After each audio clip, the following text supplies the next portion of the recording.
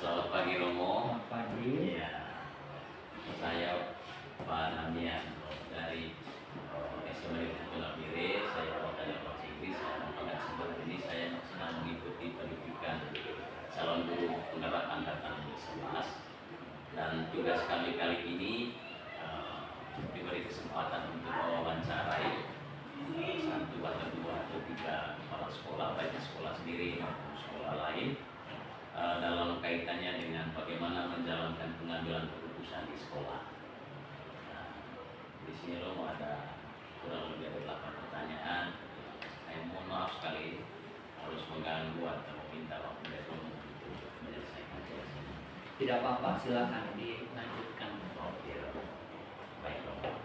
Selama ini bagaimana Romo dapat mengidentifikasi kasus-kasus yang merupakan dilema etika atau rujukan moral di sekolah? Setiap dari kita, ya dalam arti guru itu kan dihadapkan dengan apa yang dinamakan etika dan moral. Etika itu misalnya secara sederhana tentang hak dan kewajiban. Moral itu tentang baik buruk. Nah, ketika seorang guru misalnya, dia tahu haknya bahwa dia akan memperoleh sesuatu dari apa yang dia lakukan, misalnya gaji. Nah, itu benar.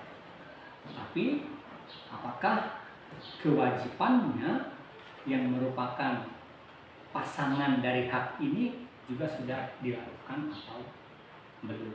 Nah, ukuran kewajiban tentu adalah ketika guru berjumpa atau berinteraksi dengan murid sedemikian rupa dan guru itu telah melakukan apa yang seharusnya dilakukan, maka kewajiban itu sudah dilaksanakan. Itu hak dan kewajiban secara etis.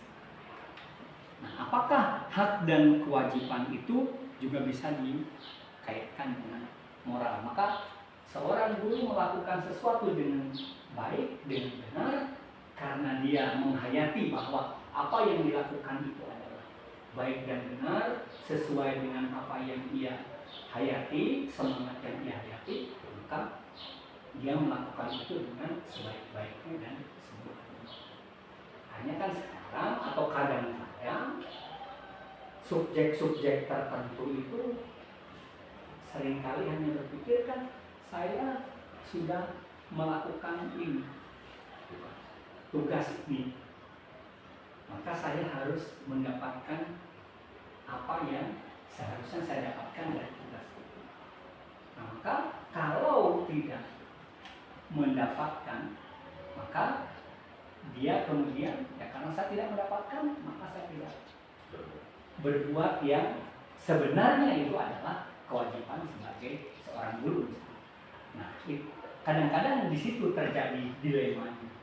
Bagaimana saya harus memberikan, katakan saja, keputusan atau pemahaman tertentu terhadap subjek ini, bahwa sebagai subjek pendidik, ya kita berkewajiban melakukan tugas-tugas sebagai pendidik itu. Karena tentu melakukan kewajiban itu tidak sekadar untuk mendapatkan hak, tetapi juga untuk melakukan yang baik selaras dengan moral yang dihayati oleh guru itu. Maka biasanya ketika saya menghadapi dilema antara etika dengan moral itu, saya mengambil atau menyepadankan apakah kalau seorang guru berbuat baik itu merugikan? Pasti tidak. Nah, maka saya mengajak kepada teman itu, berbuat baik tidak merugikan, lakukanlah yang baik. Kita boleh yakin dengan segala yang baik kita nanti akan mendapatkan hal yang baik pula. Nah, ini disandingkan dengan moral. Kan moral itu melakukan yang baik, mendapatkan yang baik. Nah, maka biasanya dilema itu saya tarik ke tengah. Kalau melakukan yang baik itu tidak merugikan, Mengapa kita harus menghitung sesuatu Itu yang dalam arti tertentu kita kadang-kadang tidak kuasa menghitungnya. Kalau melakukan hal yang baik kan kita bisa melakukan. Nah biasanya seperti itu ketika saya katakan saja mempertemukan antara dilema etis dan begitu. baik Romo, terima kasih banyak. Pertanyaan berikutnya Romo, selama ini bagaimana Romo menjalankan pengambilan keputusan di sekolah, terutama untuk kasus-kasus di mana ada dua kepentingan yang sama-sama benar atau sama-sama mengandung nilai kebajikan? Ya, kan di dalam tataran moral itu ada yang dinamakan penting, perlu, mendesak.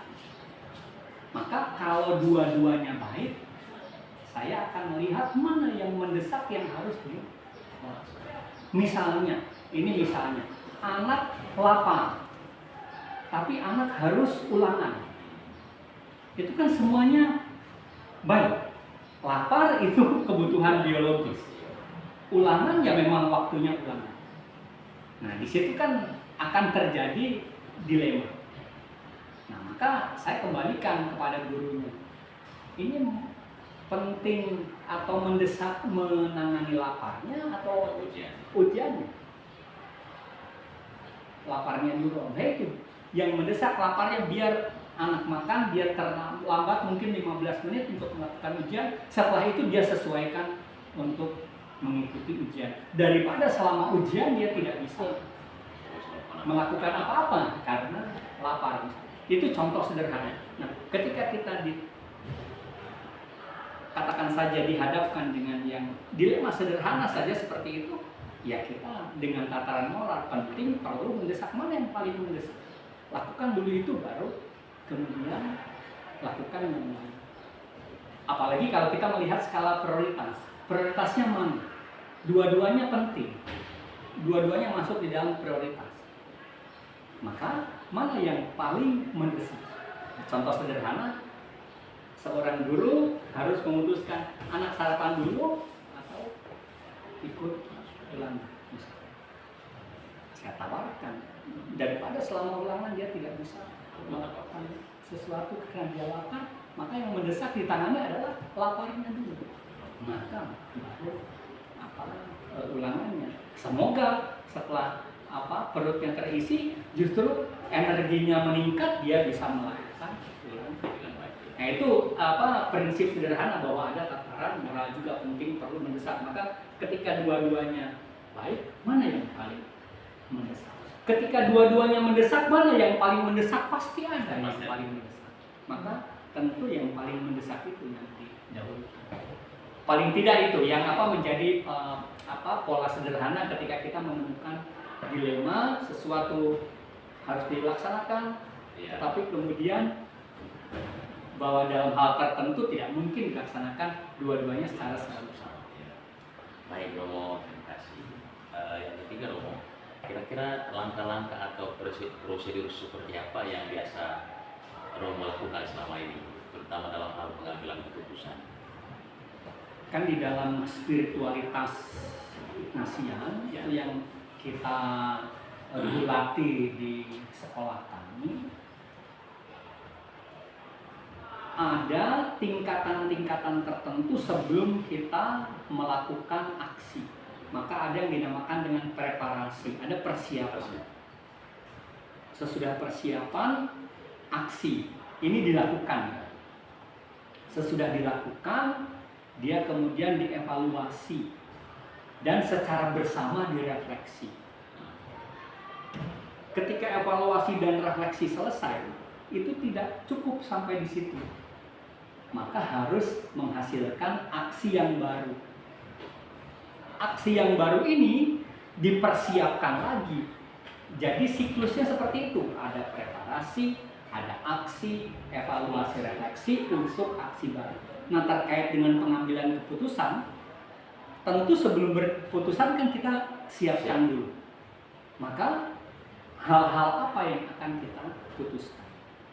Ditimbang dulu mana yang lebih katakan saja mana yang lebih mengarah kepada kebaikan daripada keburukan, maka akan dipilih yang untuk mengarah kebaikan.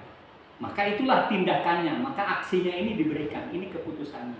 Setelah diberi keputusan juga tidak akan tinggal diam. Kita evaluasi, kita refleksi apakah subjek yang diberi keputusan ini mengalami perkembangan atau tidak.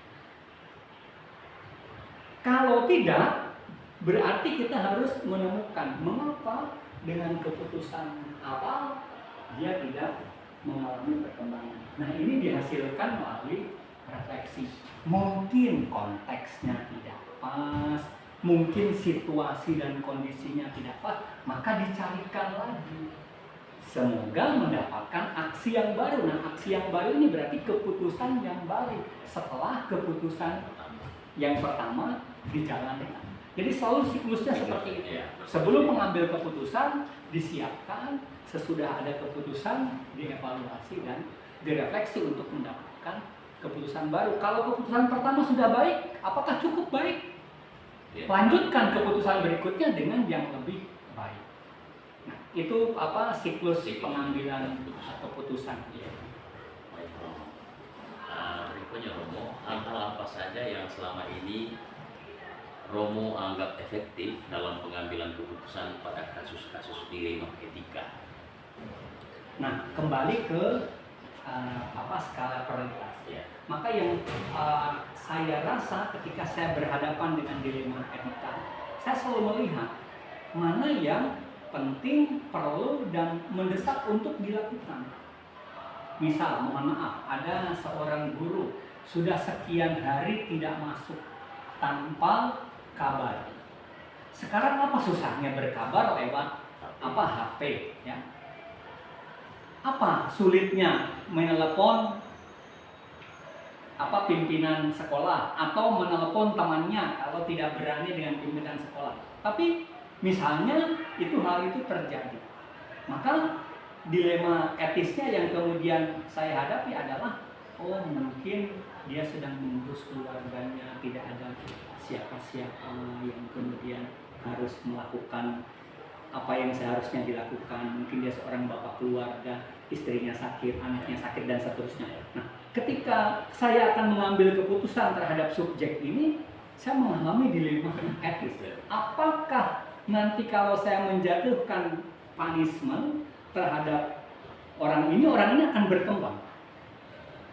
Atau apakah orang ini justru akan mutung, kemudian dia akan putus asa? Kok pimpinan saya tidak mencoba memikirkan apa yang terjadi dengan saya? Nah, ini yang kemudian menjadi dilema etis. Maka yang saya lakukan biasanya saya meminta tanggapan dari teman-teman. Itu hanya contoh kasus kecil misalnya. Minta tanggapan bagaimana. Nah, kalau pemikiran saya dalam arti tertentu itu, persiapan itu sudah saya sharingkan, kan saya punya wakil-wakil kepala sekolah ya. Kemudian saya berbicara dengan wakil-wakil kepala sekolah, kemudian ada tanggapan, kemudian saya ambil keputusan. Biasanya keputusan itu oke.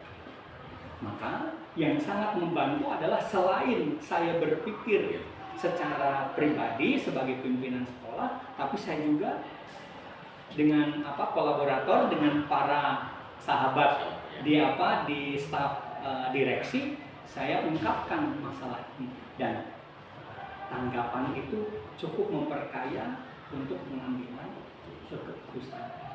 Dan itu saya berdasarkan pengalaman saya itu untuk mengurangi subjektivitas. Kan pengambilan keputusan itu diharapkan objektif. Maka masalahnya di-sharingkan, masalahnya dibahas, kita ambil keputusan walaupun itu tanggung jawab saya. Tetapi kemudian berbicara dengan teman sejawat itu juga cukup menolong untuk membuat objektivasi atas apa yang akan saya putuskan. Oh, baik, kalau begitu saya putuskan. Dan biasanya tidak ada masalah.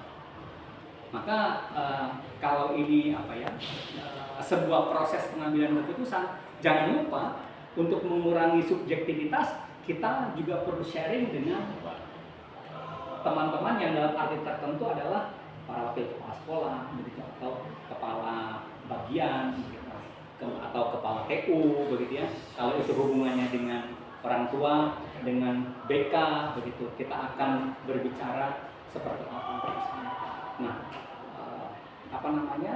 diskusi atau katakan saja sharing antar teman sejawat itu cukup menentukan untuk mengurangi keputusan subjektif. Iya. Kalau berikutnya Romo, apakah Romo memiliki sebuah ya semacam tata kelola atau jadwal tertentu dalam sebuah penyelesaian kasus dilema etika? Apakah Romo langsung menyelesaikan di tempat atau memiliki sebuah jadwal untuk menyelesaikannya? Bentuk atau prosedur seperti apa yang Romo jalankan? Ya.